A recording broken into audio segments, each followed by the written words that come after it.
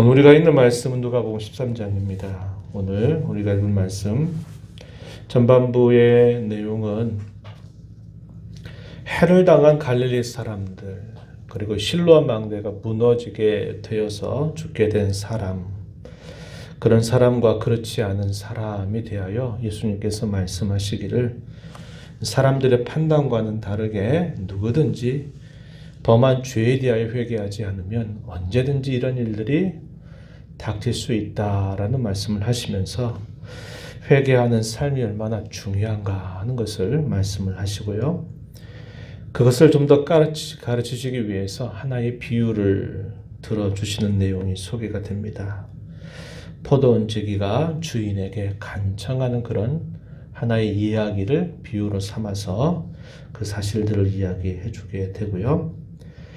또 우리가 읽은 말씀 뒷부분 보게 되면 안식일날 안식일 회당에서 가르치던 동안에 18년 동안이나 병으로 인해서 그 고통 중에 있는 한 여인이 예수님에게 찾아오게 됐을 때 예수님께서 그 여인의 질고를 고쳐주시는 기적을 행하십니다. 이 일로 인해서 기뻐하는 사람들이 있는가 하면 이 일로 인해서 참으로 더 완악한 마음을 품는 사람들이 있다는 것을 우리가 보게 돼요. 그리고 그 이후에 보면 하나님 나라에 관한 비유, 우리가 잘 아는 겨자씨 하나에 하나님 나라를 비유하면서 말씀하신대요.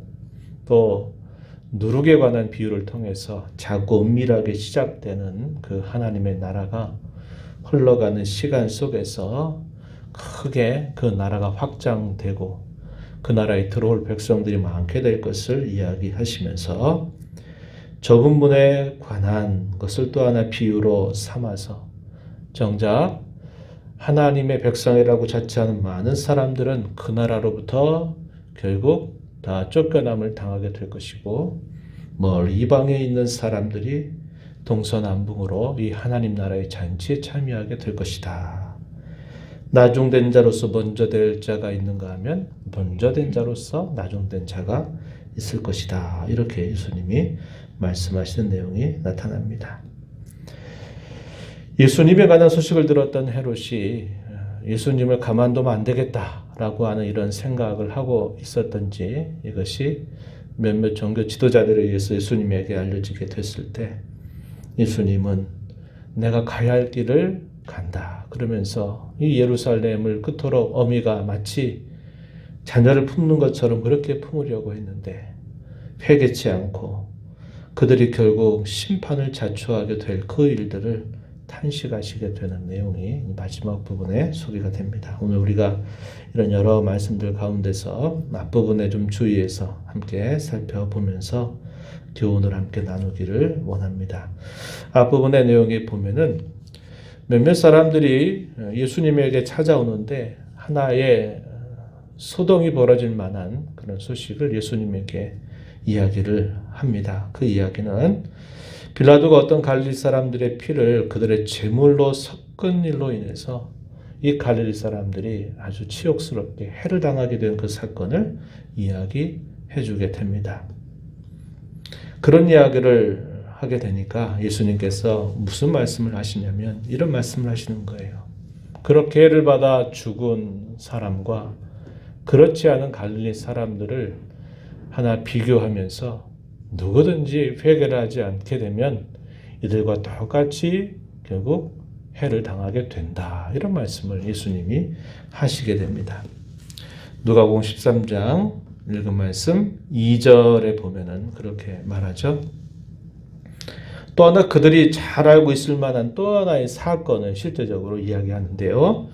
실로암 망대가 무너지게 되면서 그 무너진 망대로 인하여 18명이 죽게 된 사건, 이것을 하나 그들에게 예로 드시면서 망대가 무너져 죽은 사람과 살아있는 사람을 예수님이 또 비교해서 말씀을 하시는데 역시 전달하시고자 하시는 핵심은 똑같습니다. 누가복음 13장 5절에 보니까 너희에게 이른다 아니라 너희도 만일 회개하지 않는다면 이와 같이 망하게 될 것이다. 이런 말씀을 예수님께서 하시게 됩니다. 두 차례 반복을 하죠. 사람들이 그 일에 대해서 예수님이 뭐라 말씀하시는가 아마 궁금했을 거예요. 그래서 그 가운데 일어났던 최근에 좀 이야기거리가 될 만한 것을 예수님께 말씀을 드렸더니 예수님은 누구나 다 도토리 키재기와 같이 똑같이 다 죄인이다 이 사실을 말씀을 하시는 겁니다. 사람들은 그 가운데서 누가 더 잘했냐, 누가 더 못했냐, 누가 의인이냐, 누가 죄인이냐 하는 것을 항상 구별해내기 굉장히 빠릅니다. 그리고 자신에 관한 항상 끝없는 관용을 베풀어요. 아유, 이번에는 뭐 이렇게 된 거 뭐 괜찮지, 앞으로 잘하면 되지. 이렇게 자신에 대해서는 상당히 너그럽게 생각을 하면서도 다른 사람의 잘못과 죄에 대해서는 또 대단히 엄격한 잣대를 들이대기에 아주 익숙한 존재들입니다. 그래서 다른 사람이 잘못한 것에 대해서는 그것이 아주 잘못했다고 말하기를 좋아하고 정죄하기를 좋아하는 거예요. 정죄하는 것도 주님은 잘못했고 또 자기 스스로 나는 살아있으니까 나는 저 사람에 비하면 의로운 사람이지 라고 생각하면서 스스로 자기 의로움에 만족하는 일들도 예수님은 엄히 경계하심을 보여주시게 됩니다. 그러면서 누구든지 회개하지 않게 되면 다 이와 같이 망한다 이렇게 말씀하시는 거예요. 예를 들어서 특별한 경우 신앙 때문에 환난을 당하고 무고한 고난을 받게 되는 일들이 있어요.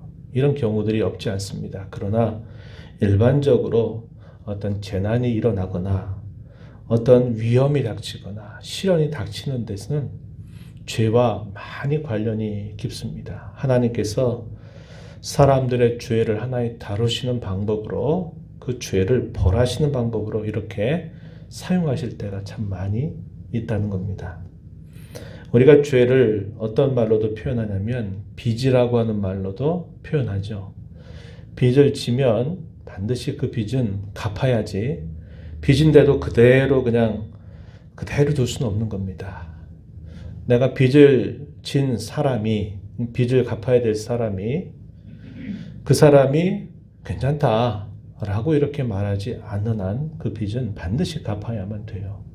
죄라고 하는 것이 바로 그와 같이 반드시 죄의 값을 지불해야만 되는 겁니다. 그런 죄악을 다루는 여러 가지 방법들이 있어요. 하나님께서 다루실 때.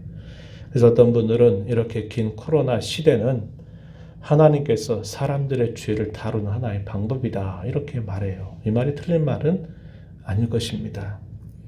이러한 일들을 겪게 될 때 우리는 무엇보다도 우리 자신들을 하나님 앞에 늘 돌아보는 자세를 가져야 되고 그리고 우리 주님 말씀하신 것처럼 회개한다. 이 말은 내가 남다르게 더 많은 죄를 지어서만이 아니라 우리의 생활 속에서 날마다 주의 뜻을 거스르고 주께서 기뻐하신 일들을 행하지 않는 일들에 대하여 내가 날마다 우리 하나님 앞에 우리의 허물과 부족함과 잘못됨을 고백하는 것은 이건 당연한 삶의 모습임을 우리가 기억해야 되고 누차 말씀을 드리지만 회개하는 것은 내가 죄인이기 때문에 당연히 회개를 해야 되지만 이 회개하는 것은 대단히 큰 특권이고 은혜라는 것을 우리는 기억하자 그런 말씀을 누차 드립니다. 왜냐하면 회개만 진실하게 한다면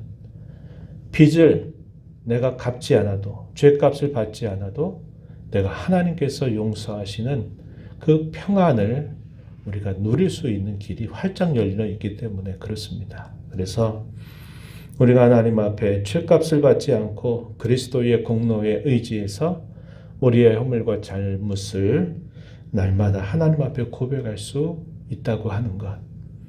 그래서 그분으로부터 마음의 평화를 얻고 또 우리의 마음속에 죄 사함의 은총을 입는 것은 대단히 큰 특권이고 은혜임을 기억해야 합니다. 그래서 우리 예수님 말씀하신 것처럼 회개하지 않게 되면 다 이와 같이 너희도 망하게 된다는 것을 기억해라. 이런 말씀을 하고 있는 겁니다.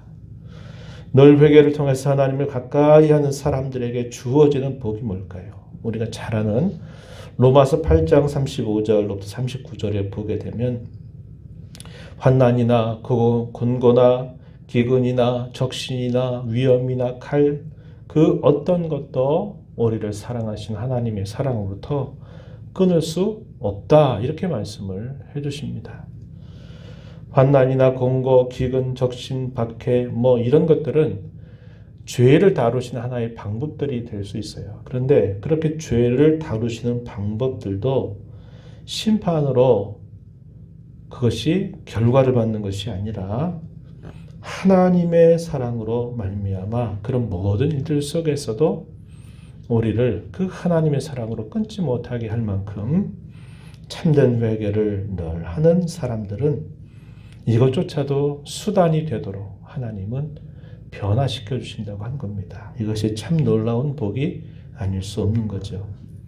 이런 말씀을 하신 예수님은 하나의 비유를 이야기합니다. 포도원에 무화과 나무를 심었는데 열매를 얻을 만한 때가 돼서 3년 동안이나 이 열매를 구하려고 하는데 이 포도원에서 이 무화과 나무를 경작하는 사람이 3년 동안이나 열매를 맺지 못하게 되는가, 이 주인이 화가 났습니다. 그래서 굳이 자리만 차지하게 내버려둘 필요가 없다. 이거 다 무화과 나무 치워버려라. 이런 이야기를 하게 됐습니다. 그러더니 이 포도원 지기가 주인에게 간청을 합니다.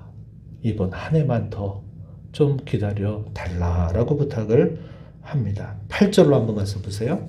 이렇게 말합니다. 대답하여 이르되 주인이여 금년에도 그대로 두소서. 내가 두릅하고 거름을 줄이니 이후에 만일 열매가 열면 좋거니와 그렇지 않으면 찍어 버리소서. 이렇게 그 포도원 지기가 주인에게 이 한 해만 더 기회를 달라라고 간청하는 모습을 하나의 비유로 이야기를 하십니다. 하루하루 우리가 삶을 살아가는 것은 하나님의 긍휼과 자비로 우리의 삶이 주어져서 살아가는 것이지, 내가 남다르게 의롭고 내가 남보다 더 잘 살아서 그럴 만한 자격이 있어서 그런 것이 아닌 줄 우리는 언제나 알고 살아야 합니다. 하나님께서 우리의 죄를 따라서 그때그때 조치하지 아니하시고 예수 그리스도 안에서 늘 베푸시는 그분의 변함이 없는 사랑, 그분의 자비, 그분의 긍휼하심이 있어서 우리가 한 해 한 해를 순간순간을 은혜로 살고 있다는 것을 늘 기억해야 되겠고, 하나님께서 우리에게 주신 그 삶의 기회는 우리의 죄로부터 벗어나서 하나님이 기뻐하시는 열매, 의로움과 진실함의 열매를 맺게 하시려고 하는 하나님의 기대가 있다는 것을 우리는 늘 기억하면서 살아야 합니다. 그래서 겸손하게 그리고 성실하게 하루하루를 하나님께서 주신 날로 받아서 하루하루를 그분의 뜻을 즐겨 행하며 살아가는데 은혜를 구하면서 힘써 나가는 삶을 살아가는 것, 이것이 저와 여러분이 살아갈 삶의 본분이고 하나님의 은혜를 아는 자로서 마땅히 해야 할 일임을 기억하면서 이 한 해를 시작하는 저와 여러분, 이런 말씀들을 마음에 새긴 자로 살아가게 되기를 진심으로 바랍니다. 하나님 아버지, 오늘도 저희들에게 새벽을 또 깨워주셔서 아버지 앞에 걸음을 인도하시고 또 찬양을 드리며 주시는 말씀을 함께 교훈받게 하시고 받은 말씀을 따라서 기도하며 이 하루를 주 안에서 살아가게 하신 것을 감사드리옵나이다. 사람들은 늘 자기를 기준 삼아서 자신에 대하여선 상당히 너그럽고 관용적이면서도 다른 사람들의 허물과 잘못과 받은 해에 대해서는 이런저런 판단들을 내리기 쉽습니다.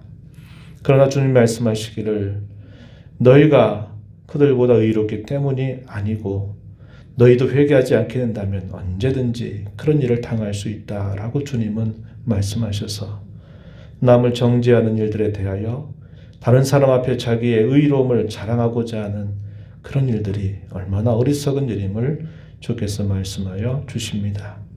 하루하루 살아가는 것이 우리의 실력으로 살아가는 삶이 아니라 하나님께서 늘 베푸시는 변함없는 사랑과 긍휼과 자비 안에 살고 있음을 기억하게 해주셔서 겸손하게 그리고 성실하게 하나님께서 주신 삶을 믿음으로 살아가는 저희가 되게 하여 주셔서 선하고 진실한 열매를 맺어 하나님께 영광 돌리는 삶이 되게 하시기를 간절히 바라옵나이다. 은혜의 보호자 앞에 나와서 오늘도 하나님의 은혜를 간절하게 구하며 또 이 하루 시작한 모든 종들을 용납하시고 간구의 귀를 기울여 주시고 응답하여 주시기를 바라옵고 예수님 이름으로 기도하옵나이다. 아멘.